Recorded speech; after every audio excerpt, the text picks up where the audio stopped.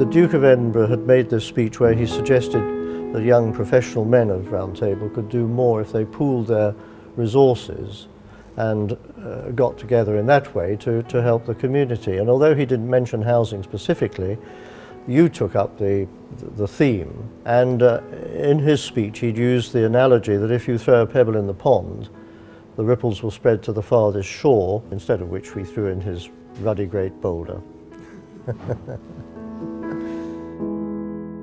John and I were, 26 to 30 years of age, very young, wanted to do things.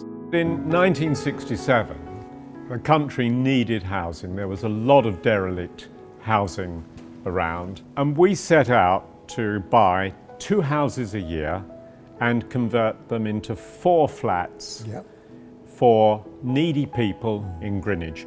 People who otherwise would not have a sound home. Taking people out of appalling circumstances and give them a new home with ideas how to maintain that home. Yeah, that's my legacy, you might say, the feeling I have of being able to help people in a dreadful situation. By doing this, we were rescuing the houses. Oh yeah. So many were in broken down state, worn state, hadn't been looked after the Second World War. It was difficult getting the first £50 together to pay for the to registration, incorporate ourselves. I used to say that in the early days, before we actually had our own office, the only office that we could use was any handy telephone box, because that was the only way we could afford a telephone. The very first property we went for, I went to exchange contracts only to discover that without telling us, the vendor had sold to somebody else the day before. Yes. So our first effort was pretty depressing. Yes. And we sat around after that wondering whether it was worth carrying on. This is where it all started. There were 3 names put forward. You put forward the name of Doric. I can't remember the second one, but I'd had a long and successful sale of a house in Hyde Vale. And I was still up in the air with this success, and consequently, Hyde. It was a lucky name. Oh. Yes. So the first office, I think, real Hyde office was Leagate. Yeah.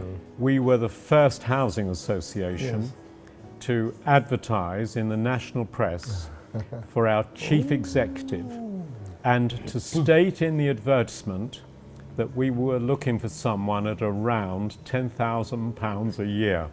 And I can remember you had to face the Housing Corporation and explain why we were being so open. We did suggest that if they wanted us to employ monkeys, then we should pay peanuts. Oh. And they more or less accepted the position. So the very first housing development we carried out was at Hillcrest. And that site was offered to us by the GLC and really gave us the feeling that we'd arrived, because we hadn't only just finished this development, but the site had been offered to us by the largest housing provider in London. And we thought if they recognised us, well, we were here. Its growth over the years has provided work opportunities, career paths for many, many people, employing, 1,200 people across Hyde now. I think that's fantastic. Amazing. And beyond that, of course, is all the spin-off work that has gone to the builders and the trades. Suppliers. We really enjoyed those early days. There was a sense of purpose.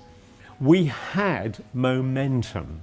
We were moving forward, and it was great really seeing that we were achieving things, and I think we exceeded the expectations. Far.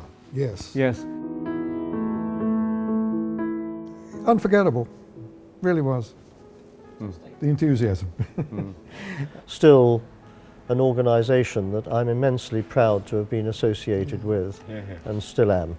marvellous that 50 years on we could all sit down together and share another Share pint. another pint. Here's to the Here's future, Hyde. Yep. To the future. Yes, to the future.